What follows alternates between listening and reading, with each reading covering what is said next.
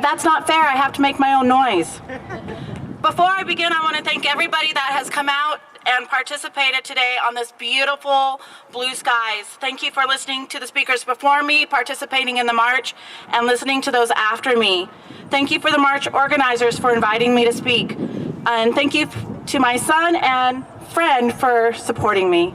Anyway, this is my second year participating, and I'm glad to be back. I have the privilege of teaching some of the brightest minds not too far from here at ASU Preparatory Academy. I'm just not any teacher, I'm the cool teacher. I'm the fun and amazing Mrs. Beam. Yet, I think the PE teacher might be a little bit more popular than I am. I teach approximately 520 students ranging from kindergarten to 5th grade every 3 days. Don't let those numbers overshadow what I want to share with you today. It's not about the fun challenges or the projects we work on. It's not about the use of fun technology. It's about how it is done. I hope to foster a love for science and engineering that lasts a lifetime. We have all possibly seen the video on Facebook talking about how children are natural-born scientists, explorers, and creators, from dropping an egg on the floor or banging on pots and pans.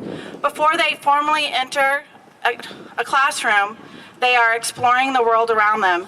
They are making discoveries based on science. What we see as a mess or noise is learning, yet we don't see it as science, and sometimes as adults we forget. We should not quash the love for discovery, but embrace it and the messes that come with it. We want the same childlike love for science to stay with them and not be diminished as they grow up and continue with their educational career. I want to remind you, it's not about putting them in a classroom like mine and hope they love science or can use technology and maybe like math. It goes beyond that. I wish to foster a love for science and engineering so that they can be a vital part of the change that their generation will see. 20 years from now, I would love to have my students come back to me and share what they're doing. Are they pursuing their dreams of becoming a scientist, engineer, or a mathematician? Will one of them one day become the next Stephen Hawking or Neil deGrasse or Katherine Johnson? Who knows? But as an educator, that would be a proud moment. But I don't want to be remembered as a fun teacher with Legos, blocks, and robots. I want to be remembered as the teacher that taught them the skills to be a functioning part of an interplanetary society. Yes, interplanetary. We are already looking up and into the stars and the heavens for exploration. We need our students to look up and beyond and become a functioning part of the society, of their community, state, country. Some students may look beyond our borders and become a global citizen. Some students might stretch beyond that and they will reach into the vastness of the space. But Jennifer, how do we do that? Our students need a set of skills that will allow them to function in society, and that is what I want to share with you today. In my opinion, as an educator, this generation is lacking the skills that will allow them to be a part of society as a functioning unit. Those skills include sharing, communication, teamwork, collaboration, conflict resolution, problem solving, critical thinking, imagination, creative, and my favorite, perseverance. Yes, that seems like a long list, and they overlap.